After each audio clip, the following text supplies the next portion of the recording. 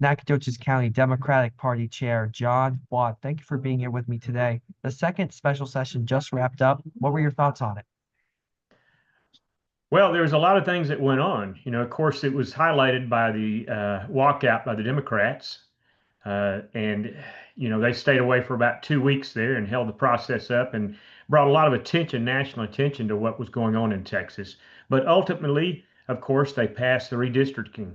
So we're stuck with what they passed. So I guess we'll have to live with it and move on. I think the main thing that the Democrats need to do is to get 5 people elected in areas that Republicans didn't think Democrats had a chance. So that's the way we pay them back. Would you like to see other states, like California, because California is currently going through and has put before voters a new map. Would you like to see other states, other Democratic leaning states, do similar things to what was done in Texas? Well, of course, just by principle, I'm against redistricting other than after a census. But in this case, I think I would have to applaud California and other states for their efforts in trying to even the playing field. I know we talked about the ivermectin bill in the past, and that ended up being signed into law, if my understanding is correct. What impact do you feel that will have, and how do you look at the special session, with that bill in mind? Well, I think it's going to ultimately have some kind of impact, particularly when people that don't know much about the drug start taking it, not knowing what the dosage is. I think it could have some very severe consequences. Hopefully that doesn't happen, but it's sort of like Russian roulette. The more you spin that chamber around, the more dangerous it is. And I think that we're sort of in that spot with ivermectin. Just to clarify, yes, it was sent to the governor. And I also want to talk to you about flooding. Obviously, there was a lot of talk about this session in the wake of the floods in the Hill Country. Do you feel enough was done to respond to those floods? Well, it's sort of hard to do enough to respond to floods because it's just by the nature of the thing, you don't know when it's going to happen. But I think that they did make some big steps towards that with some early warning systems, uh, requiring youth camps to build outside the flood zone, which makes sense to me. And also like I said, the early warning systems and other things they did to try to address that issue.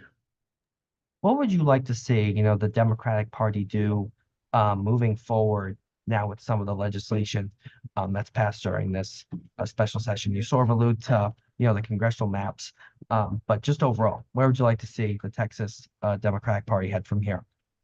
I think we need to decide on a message and stick to that instead of being against the people who are in power. We need to tell people what we stand for and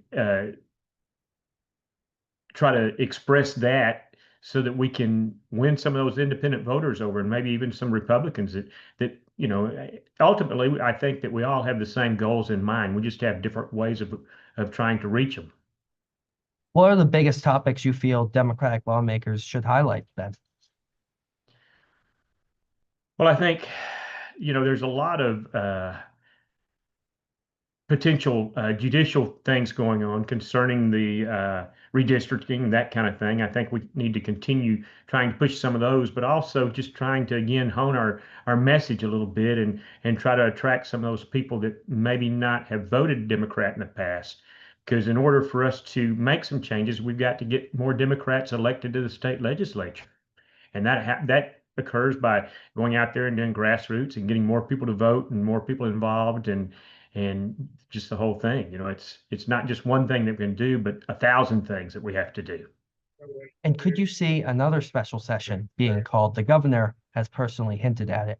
I think he probably will call another session because there are several things that they did not address. One of those was the legislation of the hemp industry. Uh, that's something that I think they want to address. And then also the escalating property taxes that we have going on. I mean, I know the Republicans want to do away with property taxes altogether, but then how do we pay for our infrastructure? How do we pay our police departments and our sanitation workers and people like that. Without any income, the cities and counties, they wouldn't have much money to spend. Is there anything else you would like to add?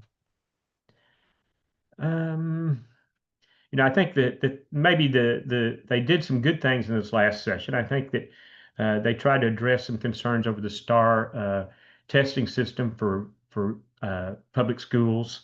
They're trying to replace that with three shorter, less intense tests. And we'll see whether or not that works out better for students or not. But at least they're trying to do something different.